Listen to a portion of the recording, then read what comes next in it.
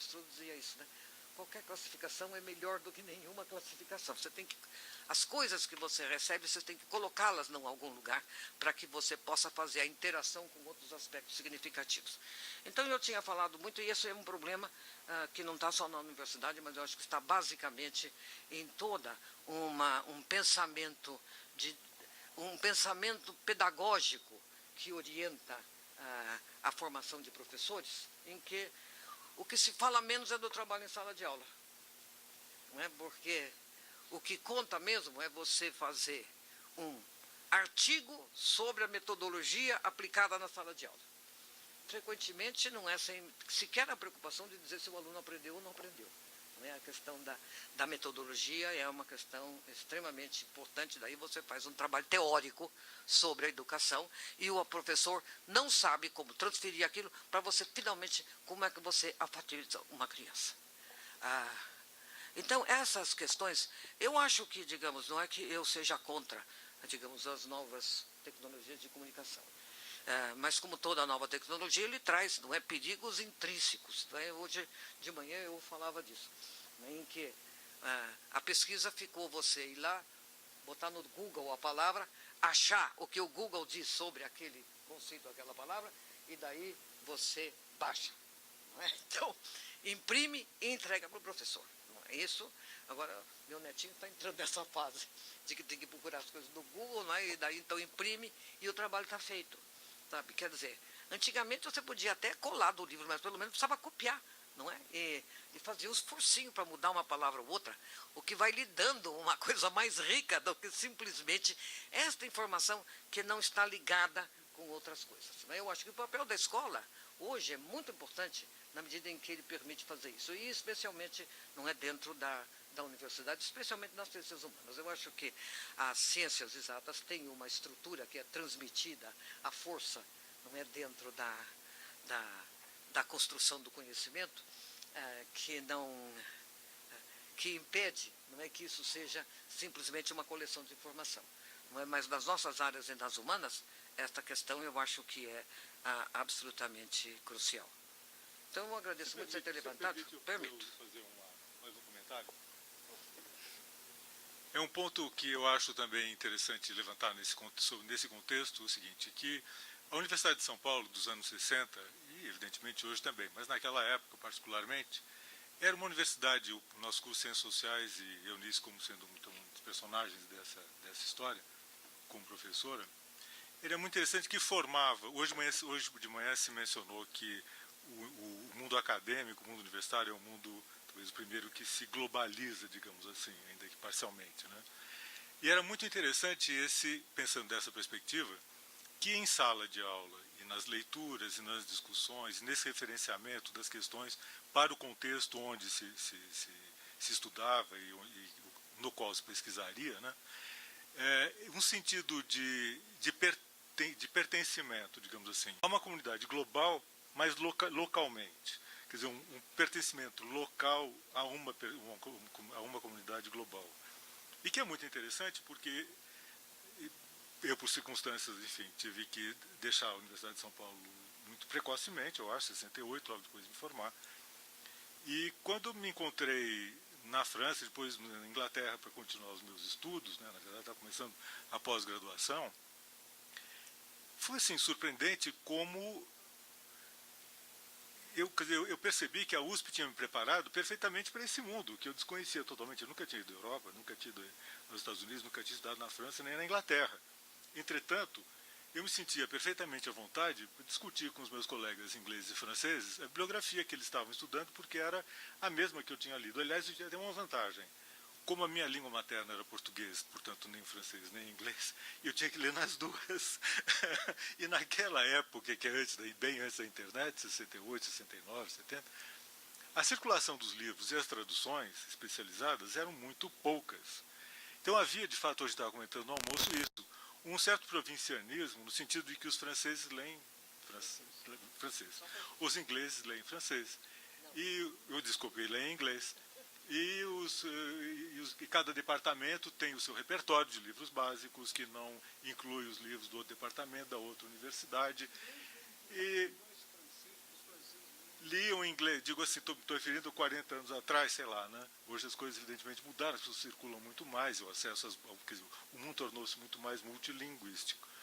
Mas é muito interessante isso, que nós aqui, quer dizer, na Rua Maria Antônia, estávamos vicariamente participando de um mundo muito maior, que é esse mundo além da nossa aldeia, justamente, quer dizer, e que permitia que nós fizéssemos um sentido passível de ser compartilhado com colegas de outros países, né?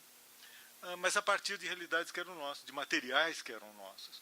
Gostaria que você comentasse um pouco isso, quer dizer, esse cosmopolitismo, né, presente na universidade, e como você percebe essa realidade hoje, porque as coisas mudaram muito, realmente as pessoas leem e-books e baixam os livros, compram no Amazon Books.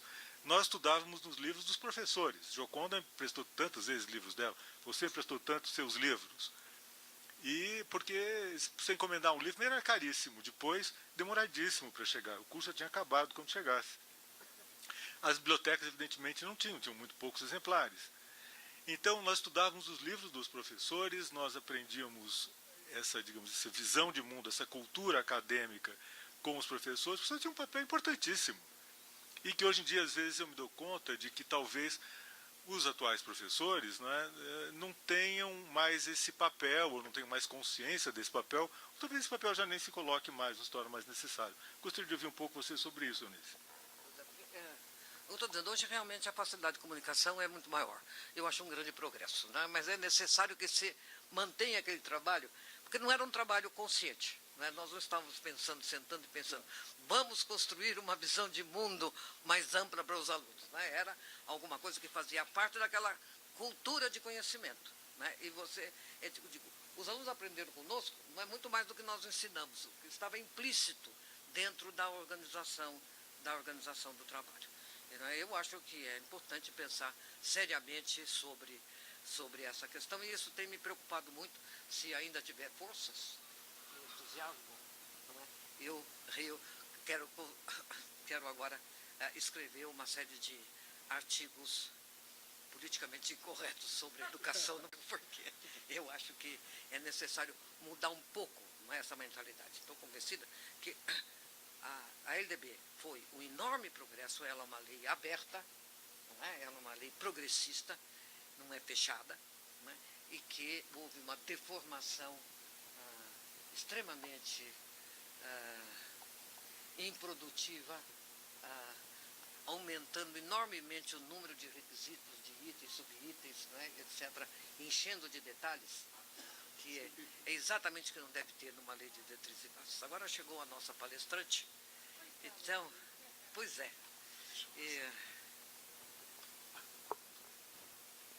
Eu não sou responsável por isso, viu? Não, muito obrigado, Antônio Augusto, e aos comentários que a Eunice fez na sequência, e é com grande prazer, então, que eu convido a Marilena Castro, que é nossa colega, socióloga da Universidade de Campinas, teve funções extremamente importantes no Ministério da Educação, também bem-vinda, querida, também na Secretaria da Educação do Estado de São Paulo, tem um papel no debate das políticas públicas de educação que é conhecido, e é um prazer passar a palavra para ela também nesta homenagem à professora Eunice. Ixi, Maria. Bem, gente, primeiro, mil desculpas por ter chegado atrasada. Não virou.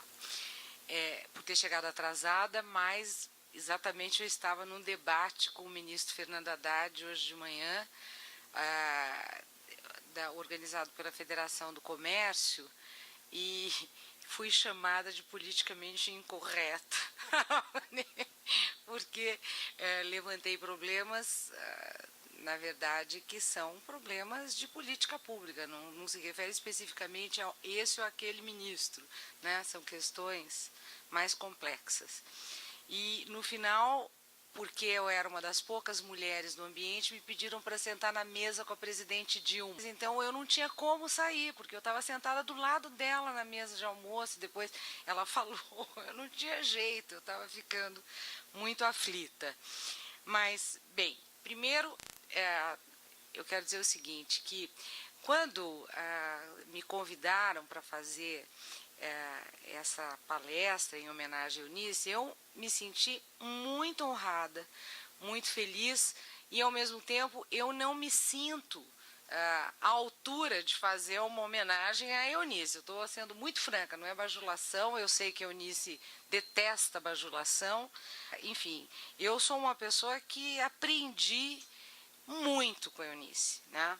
E além de eu ter uma enorme admiração pela carreira como professora, como pesquisadora, pela obra de Eunice como formuladora de políticas, eu tenho uma relação pessoal de amizade muito grande. Eu admiro muito a Eunice como pessoa, né? Então é mais difícil falar quando se tem uma relação pessoal muito forte, né? Bom, me pediram para falar sobre a contribuição da Eunice para a educação brasileira e que o meu recorte seria esse.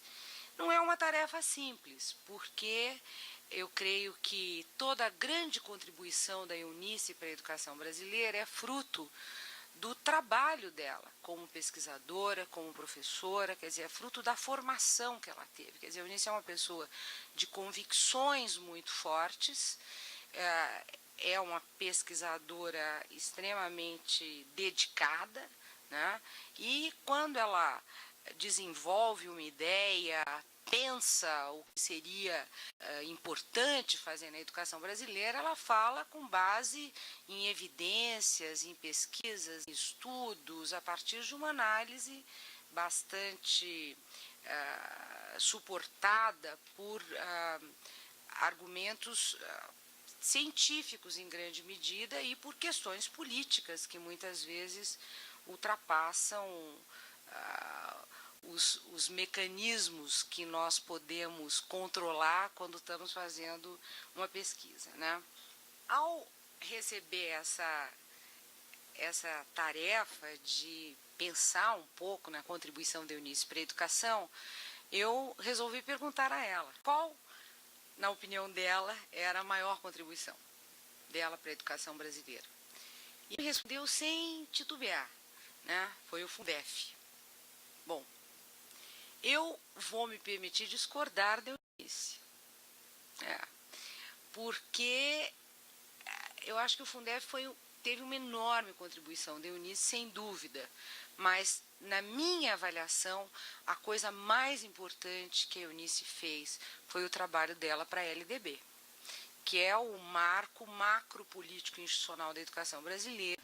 A LDB, eu me lembro como se fosse hoje, da Eunice trabalhando dias e noites no Ministério da Educação, com Edson Machado, com Darcy Ribeiro. O Darcy estava doente, ele ia para a sala da Eunice, às vezes vocês me chamavam, eu passava lá. Naquela época a gente podia fumar dentro do Ministério, então todos fumavam, menos o Darcy, que estava doente, mas de vez em quando fumava também, né? E naquele ambiente extremamente, eu diria quase que acadêmico, porque nós nos reuníamos na sala da Eunice, abríamos livros, pensávamos, discutíamos ideias, propostas, dispositivos, né? A Eunice, ela escrevia sem parar, ela andava pelos corredores do MEC escrevendo, ela estava sempre escrevendo, dando e escrevendo e anotando o que precisava ser mudado nos dispositivos da proposta de LDB que seria encaminhada ao Congresso Nacional, né? Então, eu tenho não só a certeza, como acompanhei de perto a enorme contribuição da Eunice para a LDB, o esforço que ela fez para transformar esse dispositivo que é, digamos assim, a Constituição da Educação Brasileira, numa peça que realmente fosse moderna, além do seu tempo, flexível, que promovesse a diversificação do ensino superior, que revisse o ensino médio brasileiro, que era um tema muito importante nas avaliações de Eunice, a formação de professores, enfim, ao começar a me lembrar de todo o esforço que foi feito Em 1990,